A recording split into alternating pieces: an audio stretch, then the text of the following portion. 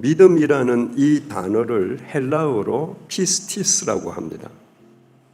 우리나라 말은 믿음이라는 단어도 있고 신실이라는 단어도 있는데 믿음을 가리키는 헬라어 단어 피스티스는 믿음, 신실 뜻을 동시에 가지고 있습니다.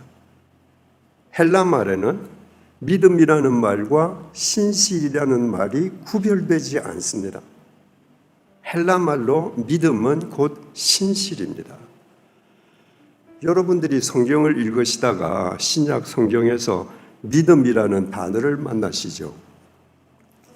그 믿음이라는 단어의 뜻을 더 정확하게 이해하시려면 그 믿음이라는 단어를 신실이라는 단어로 대체해 보시면 알 수 있습니다.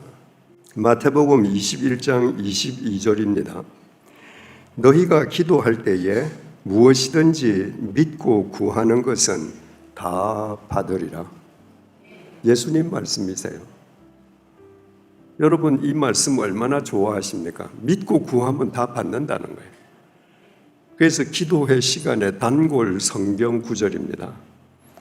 주님 내가 믿고 구했으니 주세요 이렇게 기도합니다. 근데 여러분 평생 예수를 믿으면서 여러분이 믿고 구하는 것을 다 받으셨습니까? 만약에 이 자리에서 누구든지 나는 평생 예수 믿으면서 믿고 구하는 거 다 받았습니다 라고 말하는 사람이 있다면 그 사람은 거짓말하는 사람입니다. 믿고 구하는 것, 믿음이라는 단어죠. 신실로 바꿔보십시다. 너희가 기도할 때에 무엇이든지 신실하고 구하는 것은 다 받으리라. 예수님께서는 이런 의미로 말씀하신 거예요. 여러분, 신실한 사람이 헛것을 구하겠습니까? 신실한 사람이 무의미한 세상의 것을 구하겠습니까? 신실한 사람이 욕망의 것을 구하겠습니까? 신실한 사람은 더 신실한 삶을 위해서 기도합니다. 너희들이 더 신실한 삶을 위해서 기도하면 내가 다 이루어 주리라. 신실하신 주님께서 그런 기도는 다 응답해 주신다는 것입니다. 내가 예수를 믿으면 신실하게 살게 되어 있습니다. 무엇에 대해? 하나님의 말씀에 대해. 어제까지는 내가 등한시하던 하나님의 말씀을 내가 쫓는 사람이 됩니다. 어저께까지는 내가 세상의 것을 붙잡고 내 인생을 허망하게 허공에 다 흩날려 버렸는데 오늘부터 예수 그리스도의 말씀 안에서 나의 시간을 영혼으로 건져 올리는 신실한 삶을 삽니다. 그러니까 예수를 바르게 믿으면 그 사람의 믿음은 눈에 보이지 않을 수가 없습니다. 그래서 믿음이라는 명사의 헬라어는 피스티스인데 믿다는 동사는 헬라어로 피스티오입니다. 이 피스티오는 바로 입증하다는 의미입니다. 여러분, 믿음은 믿음 그 자체로서 스스로 입증됩니다. 여러분은 자각하지 못해도 다른 사람은 여러분의 믿음을 다 보고 있습니다. 여러분은 저 권사님이 정말 존경받을 만한 참된 권사님이신가 아닌가 다 아시죠? 저 장로님은 교회에서만 장로님이고 일터나 가정에서는 전혀 장로님답지 않다는 거 다 아시죠? 어떻게 아세요? 믿음은 입증되는 것이기 때문입니다. 똑같은 논리로 다른 사람도 여러분의 믿음을 다 평가하고 있습니다. 왜? 여러분의 언행, 일상사가 여러분의 믿음을 입증하고 있기 때문입니다. 우리의 믿음이 왜 하나님의 말씀에 대한 신실한 삶으로 입증되지 않으면 안 되는가? 하나님께서 우리를 구원해 주셨기 때문입니다. 하나님께서 우리에게 주신 구원은 이 세상의 부귀영화, 잠시 누리다가 공동묘지에서 흙먼지로 사라지는 것이 아닙니다. 하나님께서 우리에게 주신 구원은 영원한 생명, 영원한 나라, 하나님의 나라입니다. 우리의 목표는 이 세상이 아니라 영원하신 하나님의 나라입니다. 이 땅에서부터 그 나라를 사는 것입니다. 그것을 믿는 사람이라면 매일매일 그 삶이 영원하신 하나님의 말씀 앞에서 신실한 삶으로 입증되어 가지 않을 수 없는 것입니다. 이와 같은 토대 위에서 오늘 본문을 함께 살펴보시겠습니다. 아람 왕의 군대 장관 나아만은 그의 주인 앞에서 크고 존귀한 자니 이는 여호와께서 전에 그에게 아람을 구원하게 하셨습니다. 그는 큰 용사이나 나병 환자더라. 그런데 여러분 생각을 해보십시다. 이 존귀한 아람 나라의 제2인자 나아만 장군이 한센병에 안 걸렸으면 하나님을 알 수 있었겠습니까? 세상 사람들이 보기에 나아만이 걸린 한센병은 저주의 병이었지만 하나님의 구원의 섭리의 관점에서 보자면 나아만을 구원하기 위한 하나님의 은혜였습니다.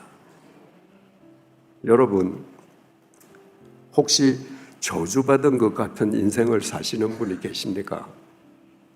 저주의 터널 속에 갇혀서 끝이 보이지 않습니까? 여러분, 그 상황을 주신 분이 하나님이십니다.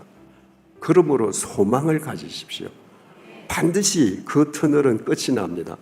하루하루 지날 때마다 하나님께서 주시는 새날이 여러분에게 다가가고 있습니다. 2절 말씀입니다. 전에 아람 사람이 떼를 지어 나가서 이스라엘 땅에서 어린 소녀 하나를 사로잡음에, 이스라엘 땅에 가서 노략질만 한 게 아니라 이 아람 도적대들이 히브리 어린 소녀 하나를 사로잡았습니다. 노예로 사로잡은 겁니다. 여러분, 이 사로잡힌 소녀가 어떻게 됐는가? 그가 나아만의 아내에게 수종들더니 이 도적대들이 자기네들이 잡아온 그 히브리 어린 소녀를 나아만의 아내에게 팔았습니다. 그래서 이 소녀는 나아만 아내의 몸종이 되어서 수종들기 시작했습니다. 지금 나아만을 위한 하나님의 역사가 시작되었습니다. 3절입니다. 그의 여주인에게 이르되 사마리아에 계신 선지자 앞에 계셨으면 좋겠습니다. 마님, 우리 주인이 이스라엘 땅 사마리아에 있는 선지자 앞에 가시면 좋겠습니다. 우리나라 말로는 선지자라고 번역이 되어 있지만 히브리 말 원문에는 선지자 앞에 정관사가 붙어 있습니다. 하나비. 그래서 정확하게 번역하면 사마리아 땅에 있는 그 선지자 앞에 가시면 좋겠습니다. 이스라엘 땅에 선지자가 많았습니다.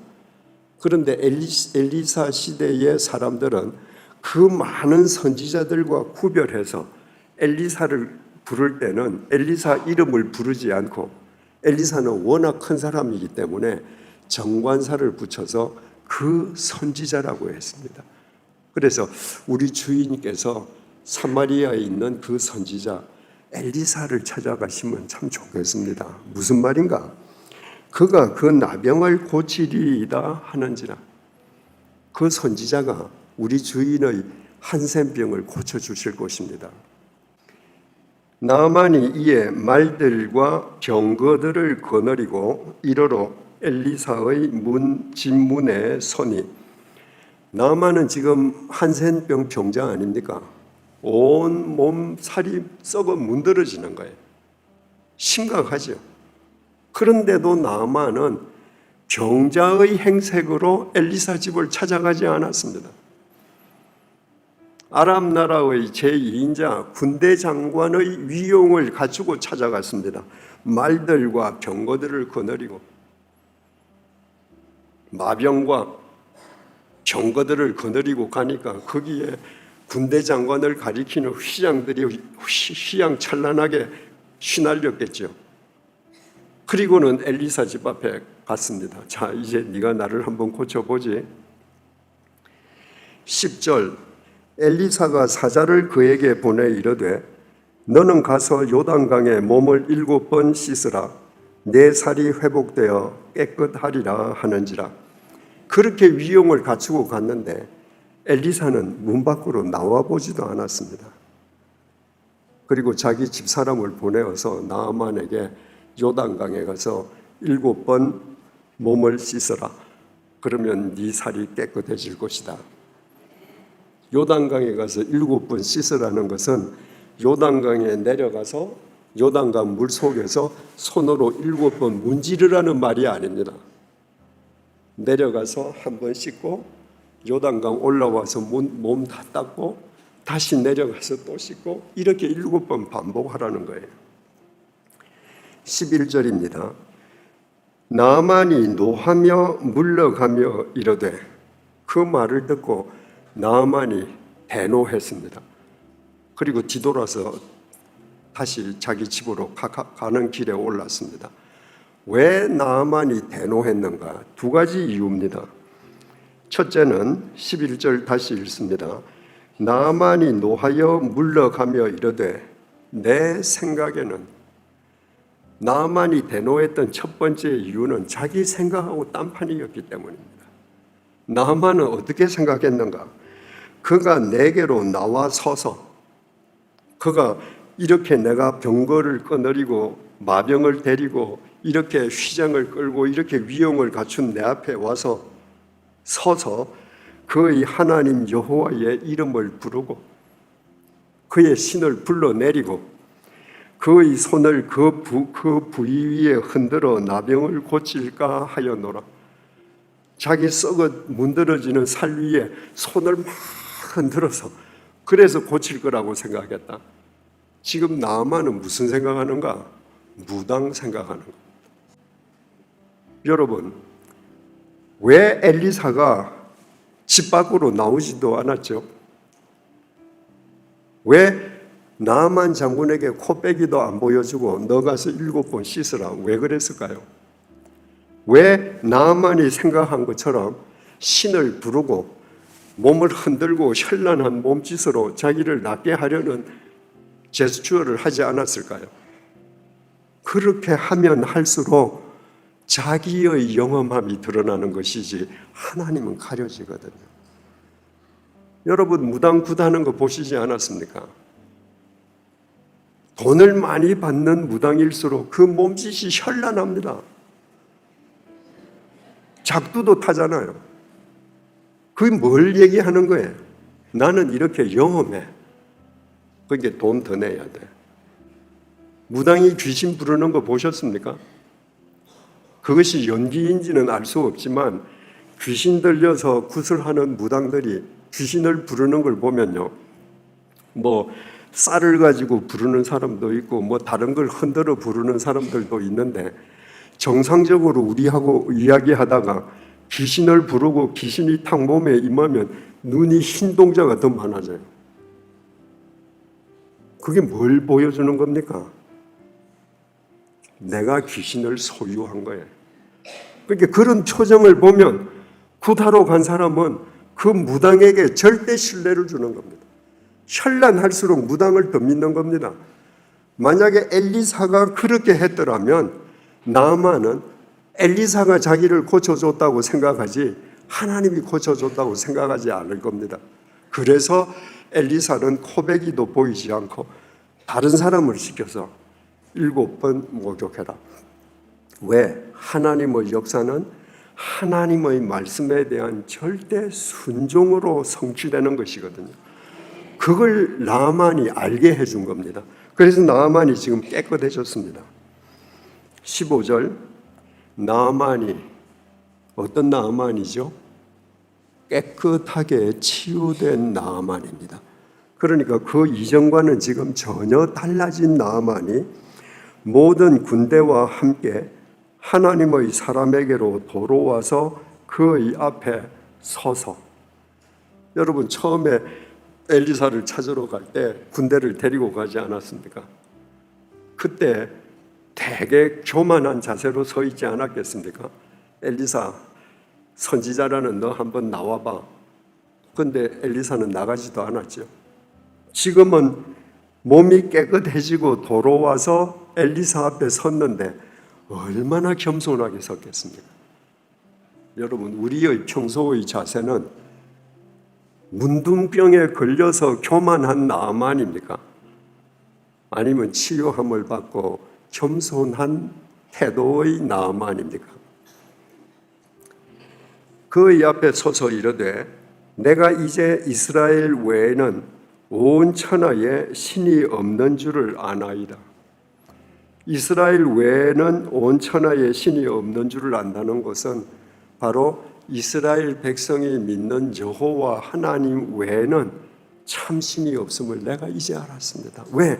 내가 만났으니까. 그분이 나를 타치해 주셨으니까. 그분이 나를 치유해 주셨으니까. 그래서 나는 이제 그분만 참 신인 것을 내가 확신합니다. 청하건대 당신의 종에게서 예물을 받으소서. 예물이 도대체 얼마예요? 은 4억 2천만 원, 금 64억 7천만 원, 의복 10벌. 이것만 받으면 엘리사 자손 대대로 편안하게 살지 않겠습니까? 16절 이르되 내가 섬기는 여호와께서 살아계심을 두고 맹세하노니 내가 그 앞에서 받지 아니하리라 하였더라. 내가 하나님 앞에 맹세하고 말하노니 하나님 앞에서 나 그거 받지 않을 거야. 왜? 그 중에 일부라도 내가 받으면 내가 한 게 되잖아. 하나님께서 다 하신 일인데 내가 예물을 받으면 하나님의 공로를 내가 도적질 하는 거야. 난 그렇게 할 수 없어. 맹세하거니와 난 그렇게 안 할 거야. 못 받아. 나만이 받으라고 강권하되 그가 거절하니라. 나만이 받으라 그랬는데 엘리사가 사양하지 않았습니까? 또 그랬음에도 불구하고 나만이 받으라고 강권하되 나만이 받으라고 강권함으로 엘리사가 어쩔 수 없이 받았더라. 보통 소설은 이렇게 되죠. 근데 강권합니다. 이거 좀 받아주세요. 일부라도 받아주세요. 강권합니다. 그러나 단호하게 칼로 무를 자르듯이 거절합니다. 너를 낫게 하신 분은 내가 아니야. 하나님이시야. 하나님께 감사해. 17절 나만이 이르되 그러면 청하건대 노새 2마리의 실을 흙을 당신의 종에게 주소서. 이제부터는 종이 번제물과 다른 희생 제사를 여호와 외 다른 신에게는 드리지 아니하고 다만 여호와께 드리겠나이다. 노새 2마리에 그 이스라엘 땅 흙을 좀 실어 달라는 거예요. 내가 여호와만 참 신인 줄 안 이상 내가 아람 나라에 돌아가서도 하나님에게만 내가 희생 제사와 번제 제사를 드리겠다는 겁니다. 그런데 이왕이면 이스라엘에서 가져간 흙으로 제단을 쌓아서 그 위에서 내가 제사를 드리겠다. 18절 오직 한 가지 일이 있사오니 여호와께서 당신의 종을 용서하시기를 원하나이다. 곧 내 주인께서 림몬의 신당에 들어가 거기서 경배하며 그가 내 손을 의지하심에 내가 림몬의 신당에서 몸을 굽히오니 내가 림몬의 신당에서 몸을 굽힐 때에 여호와께서 이 일에 대하여 당신의 종을 용서하시기를 원하나이다. 나만이 엘리사에게 한 가지를 간청을 합니다. 나는 이제 하나님만 신인 줄 확실히 압니다. 그런데 우리 아람 나라의 왕은 림몬 신당에 들어가서 그 림몬 신상에게 경배를 하면서 그 림몬 신상을 섬기는데 내가 군대 장관이기 때문에 연로한 왕이 그 신상 앞에 절을 하고 경배할 때 내가 부축하고 나도 같이 해야 됩니다. 내가 앞으로 절을 하더라도 저거는 돌멩이일 뿐이요, 죽은 우상일 뿐이요, 참신은 여호와인 것을 내가 알고서 할 테니까 내 마음을 이해하시고 용서해 주시기를 바랍니다. 당신이 용서하는 게 아니라 하나님께서 용서해 주시기를 바랍니다. 그 얘기는 엘리사, 당신이 하나님께서 나를 용서해 주시기를 간구해 주십시오, 이 얘기죠. 19절 상반절, 엘리사가 이르되 너는 평안히 가라 하니라. 평안히 가라, 이 말이 히브리 원문에 샬롬이라고 기록되어 있습니다. 샬롬이라는 건 평화, 평안이라는 말이죠. 그게 인사말이기도 하고 평안을 비는 덕담이기도 합니다. 이 문장으로 보면 나아만 장군이 아람 나라로 돌아가서 자기 직책상 어쩔 수 없이 왕을 부축해서 림몬 신상 우상 앞에 절을 하는 것을 엘리사가 묵인해 주는 것처럼 보입니다. 왜 그럴까요? 아람 나라는 하나님을 믿는 나라가 아닙니다. 지금 나아만 장군은 한센병을 통해서 하나님을 만났는데 아람 나라에서 하나님을 믿는 사람은 나아만 한 사람밖에 없습니다. 그러면 이 유일한 신자인 이 나아만이 아람 나라로 되돌아가서 신앙을 지키려고 하면 얼마나 어려운 점이 많겠습니까? 그러니까 그 모든 애로점을 엘리사가 예견하고 그를 포용해 준 것으로 이해할 수 있습니다. 한 걸음 더 나아가서 하나님을 바르게 만난 엘리사가, 나아만이 언젠가는 그와 같은 상황을 스스로 탈피할 것을 믿었기 때문입니다. 그래서 묵인을 해주는 겁니다. 그러면 아람 나라로 되돌아간 나아만은 이 이후에 어떻게 살았을까요? 계속 양심의 가책을 느끼면서도 제2인자의 부귀영화를 누리기 위해서 죽을 때까지 왕을 부축하고 림몬 신상 우상 앞에 절을 하면서 살았겠습니까? 바로 오늘 본문 다음 장이 열왕기하 6장입니다. 8절 9절을 보면 이렇게 되어 있습니다. 그때에 아람 왕이 이스라엘과 더불어 싸움에 그의 신복들과 의논하여 이르기를 우리가 아무데 진을 치리라 하였더니 하나님의 사람이 이스라엘 왕에게 보내 이르되 왕은 삼가 아무 곳으로 지나가지 마소서 아람 사람이 그곳으로 나오나이다 하는지라. 얼마 지나지 않아서 다시 아람 나라와 이스라엘 사이에 전쟁이 붙었습니다. 역사적으로 계속 많은 전투를 거쳤거든요. 그런데 이 본문에 보니까 아람 왕이 이스라엘과 싸워 아람 왕 나왔죠. 하나님의 사람 엘리사죠. 엘리사가 이 아람 왕의 전략을 알고 이스라엘 왕에게 알렸습니다. 이스라엘 왕 나왔죠. 엘리사 나왔죠. 아람 왕 나왔죠. 그럼 누가 나와야 돼요? 나만이 나와야 합니다. 아람 왕이 이스라엘과 더불어 싸우며 누구와 의논해야 합니까? 당연히 군대 장관 나만과 의논해야 합니다. 그런데 뭐라고 되어 있는가? 아람 왕이 이스라엘과 더불어 싸우며 그의 신복들과 의논하여 이르기를. 앞에 나와 있던 나아만이 이때까지 군대 장관을 했으면 반드시 나아만 이름이 있어야 되는데 나아만 이름은 사라졌습니다. 그래서 아람 왕도 있고 이스라엘 왕도 있고 엘리사도 있는데 아람 왕이 나아만이 빠진 신복들하고 전투를 어떻게 치를 것인지 의논을 했습니다. 여러분, 이 열왕기하 6장 8절에서 9절이 우리에게 주는 메시지가 뭡니까?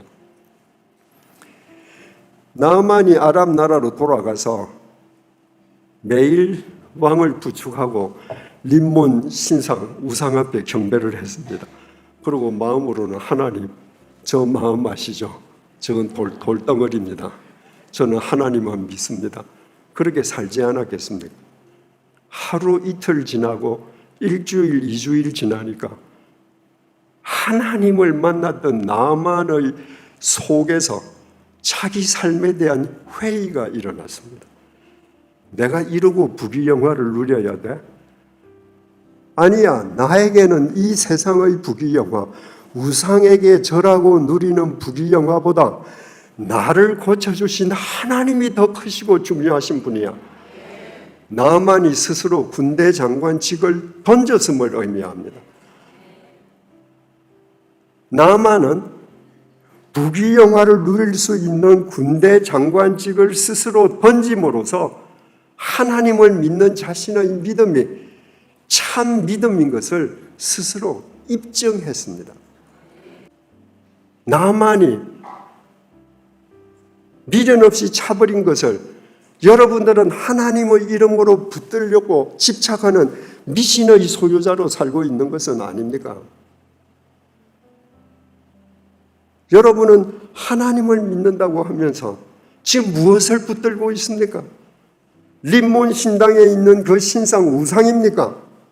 아니면 여러분을 구원하시고 여러분을 치유해 주신 하나님이십니까?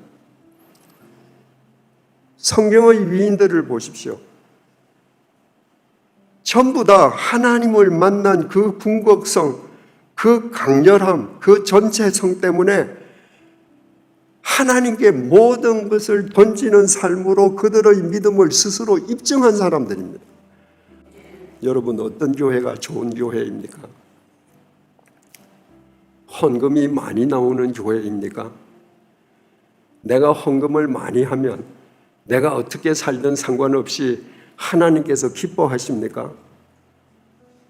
그것은 하나님께서 돈에 걸신이 들린 거린으로 생각하는 것과 똑같습니다. 천하 만물이 다 하나님 것입니다. 하나님은 여러분의 돈을 요구하지 않습니다. 당신의 말씀 앞에 신실한 삶으로 살아가는 여러분의 일상을 요구하십니다. 예배당이 큰 교회가 좋은 교회입니까? 야곱은 허허 벌판에서 하나님을 만난 뒤에 그 허허 벌판을 가리켜서 벳엘, 하나님의 집이라고 불렀습니다. 어디든지 하나님이 계시면 그곳이 예배당입니다. 하나님께서 우주 만물을 지으셨기에 이 우주 만물이 하나님께서 임재해 계신 하나님의 예배당입니다.